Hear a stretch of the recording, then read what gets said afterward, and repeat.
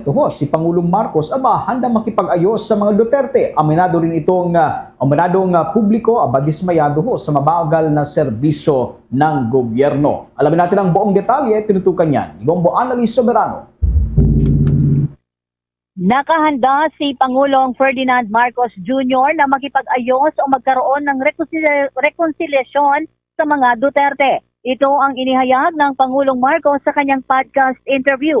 Ayon sa Pangulo, ayaw niya ng kalaban dahil marami na siya nito. Ang gusto niya ay kaibigan. Giit ng Presidente, nais niya na magkasundo ang lahat nang sa gayon maging maayos. Sa ngayon kasi, hindi maganda ang relasyon ng Pangulo sa mga Duterte kasunod ng ilang mga issue. Una nang pumala sa unity team si Vice President Sara Duterte dahil hindi na nito nagustuhan ang pamamalakad ng Administrasyong Marcos. Giit pa ng Pangulo, hanggat maaari ang gusto niya ay katatagan at kapayapaan ng bansa para umusad ito at magawa ang maraming trabaho. Naniniwala ang Presidente na kahit hindi niya sila magkasundo sa polisiya, basta't magkatulungan para maipatupad ang mga programang papakikinabangan ng mga Pilipino. Ito ang kauna-unahang pahayag ng Pangulong Marcos simula nang magbigay ito ng pahayag noong March 11, 2025 hinggil kay Vice President Sara Duterte. Pakinggan natin ang naging pahayag ni Pangulong Ferdinand Marcos Jr. Ayoko ng gulo. Gusto ko makasundo sa lahat ng tao. Mas maganda, marami na akong kaaway. Hindi ko kailangan ng kaaway. Kailangan ko kaibigan. Kagaya na sabi ko sa'yo, pagka... hindi ko... Magko-confess ako dito. Pwede naman po.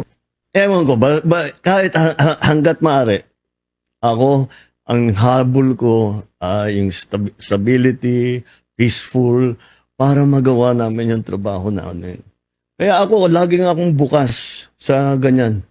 I'm always open to any approach na, alika, magtulungan tayo. Diba? Kahit hindi tayo magkasundo sa polisiya, hindi tayo magkasundo. Gawin yung trabaho pero wag na tayong nanggugulo. Wag na natin, tanggalin natin yung gulo. Inamin din ni Pangulong Marcos na may dalawang dahilan ang kanyang napagtanto sa nagdaang halalan. Una, ayon sa Presidente, nagsawa na ang mga tao sa politika. Pangalawa, dismayado ang publiko sa mabagal na serbisyo ng pamahalaan at hindi ito nararamdaman ng mga tao. Kaya sabi ng Pangulo, maging siya ay nababagalan sa mga proyekto, lalo na sa mga transportasyon. Kaya nararapat lamang madaliin ang mga proyekto na mayroong long-term effect sa publiko. Kabilang sa kanilang tinututukan ng mga malalaking proyekto na binigyang prioridad ay ang turismo, kalusugan, ang malalaking proyekto sa transportasyon gaya ng subway at iba pa. Hangad ng Pangulo na maging maginhawa ang pagbiyahe ng ating mga kababayan. Muli si Pangulong Ferdinand Marcos Jr. Itikan ninyo. At kami naman ang asikasuhin ninyo.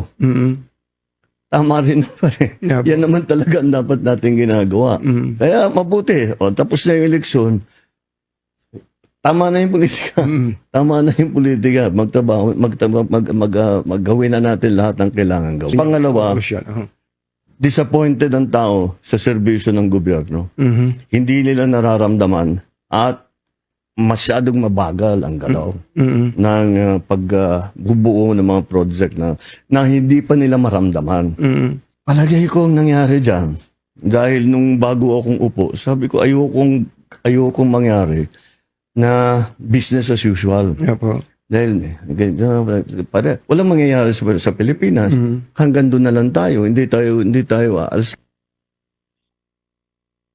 Samantala, mensahe naman ng Pangulo sa ating mga kababayan na gagawin ng pamahalaan ang lahat para guminhawa ang buhay ng mga Pilipino. Binigyang diin ni Pangulong Marcos na sila na nasa mataas na posisyon ng gobyerno ay handang pakinggan ang hinaing ng ating mga kababayan. Muli si Pangulong Ferdinand Marcos Jr. Well, asahan nila na tayo naman kahit nasa matataas na posisyon, asahan nila lagi kaming nakikinig. Lagi kaming nakikinig sa kanilang hinain, sa kanilang nagiging problema at tinahanapan natin ng long-term solutions. At ngayon, talagang ipamadaliin na namin yung immediate solutions na pwedeng gawin kaagad.